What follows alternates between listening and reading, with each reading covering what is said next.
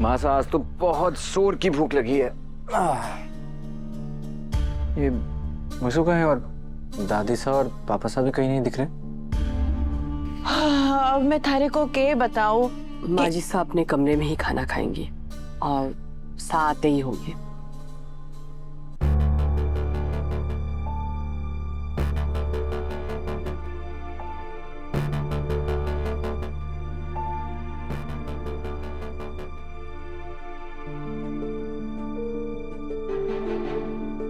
वसु, क्या बात है? आज फिर से पुराने लुक में? कहीं तुम भूल तो नहीं गई कि तुम अब परमानेंटली चौहान बहू हो? हाँ वसु, मासा ने कितने प्यार से तुम्हें लहंगे और जेवर दिए हैं, तुमने उतार क्यों दिए? मासा की बड़ी बहू हो तुम, तुम्हें तो बन ठन के रहना चाहिए। जी दिव्या मैडम, लेकिन मैंने वो जेवर और कपड़े दिव्य हुकुम की इजाजत से ही उतारे हैं। वो क्या है ना, वो कपड़े और जेवर बहुत भारी थे और काम करने में भी दिक्कत हो रही थी। हमारे को आदत भी ना है ना, इसलिए मैंने वो उतार दिए। तुम्हारा घर है, जैसे अच्छा लगे वैसे रहो।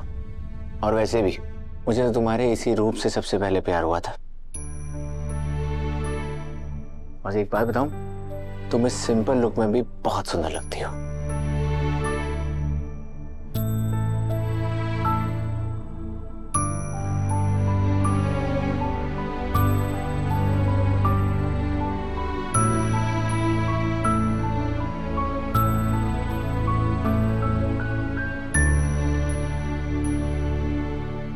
रुको सावित्री। जी हुकुम।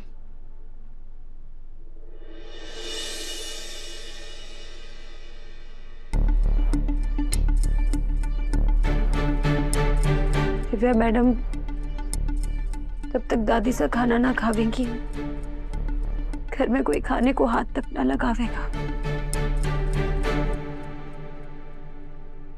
मैंने उन्हें खाना खिलाने की पूरी कोशिश की, लेकिन उन्होंने मना कर दिया। अब आप एक बार कोशिश करिए, वो आपने मना ना कर पावेंगी। मैं दादी सा को खाना खिला दूंगी। हाँ, अभी लेके जाती हूँ। Thank you Divya madam.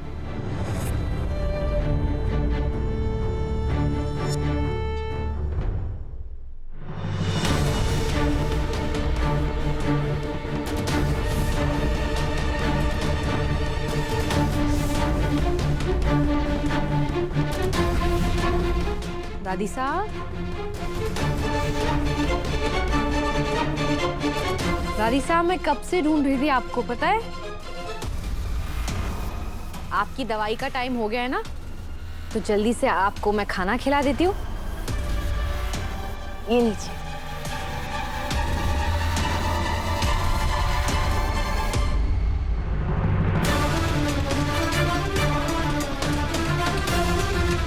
ये खिचड़ी किसने बनाई?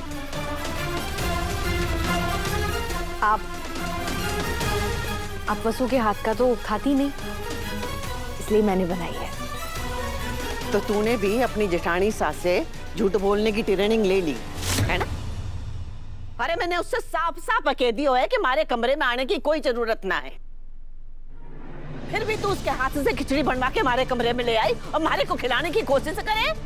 वसूली की तरह हमारे को धोखा देने की कोशिश करे तू। निकल हमारे कमरे से बाहर। दादी साहब, मेरी बात तो हमारे को किसी की बात ना सुननी। दादी, निकल बाहर यहाँ से। दादी साहब, वो धोखेबाज, तारी सास धोखेबाज और तारी जेठानी सब धोखेबाज। और जो भी लेके जा, नहीं चाहिए हमारे को, नहीं तो फेंक दूंगी।